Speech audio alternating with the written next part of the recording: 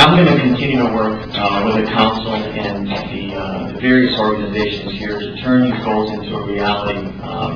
We have no other choice, and we do have, we need to act with a type of urgency, even locally here, and just to kind of put further context in terms of how I got involved in this endeavor.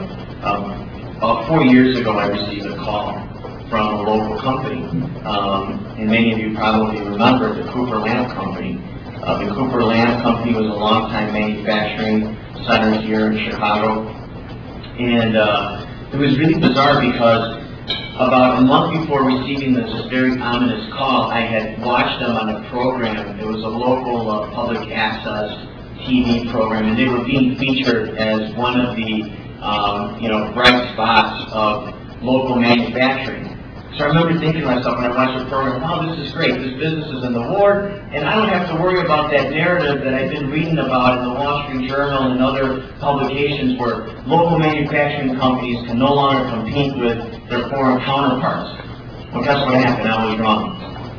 China made it basically impossible for the Cooper Lamp to continue.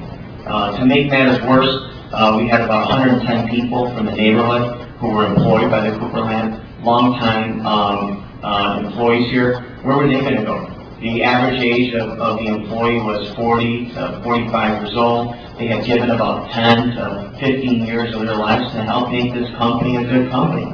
I must be frank with you, we didn't have an exit strategy because I drank the Kool-Aid when I watched that PBS channel. I said, we're okay. It wasn't until we were able to develop a plan called the Green Exchange to convert this 270,000 square foot building into a green business incubator that would allow for cross-marketing opportunities, that would allow for workforce training and other strategies to actually help advance this clean technology agenda. And I'm proud to say that the Green Exchange is still moving forward despite this terrible economy. We are engaged now. The city of Chicago is using tax increment financing and other economic development tools to help expand a new economy.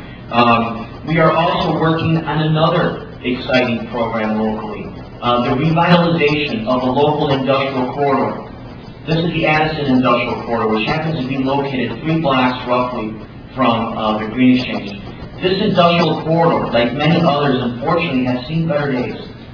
A lot of these manufacturing companies that used to be in these, Chicago corridors, unfortunately, are leaving. Some of them are closing their doors. Others are just simply saying, we can no longer be competitive in this environment because of the cost. So what we're doing in Chicago is developing a new paradigm, a new strategy in how it is that we can not only help our local manufacturing base, but do it in a way by which we are providing the resources to make these manufacturing companies more competitive in this 21st century economy. We're talking about how it is that we can use programs like waste to profit, smart consumption of resources, so that when you save the money on your energy consumption, you can reinvest it in your company and doing what you do best.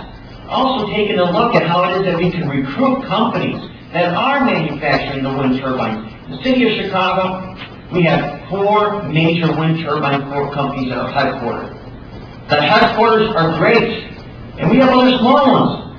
But it is time that the components of these wind turbines are manufactured here. It is time that the companies that are providing the maintenance, that they open their doors here in the region. But we need a strategy. Like Dan said, we have to align ourselves.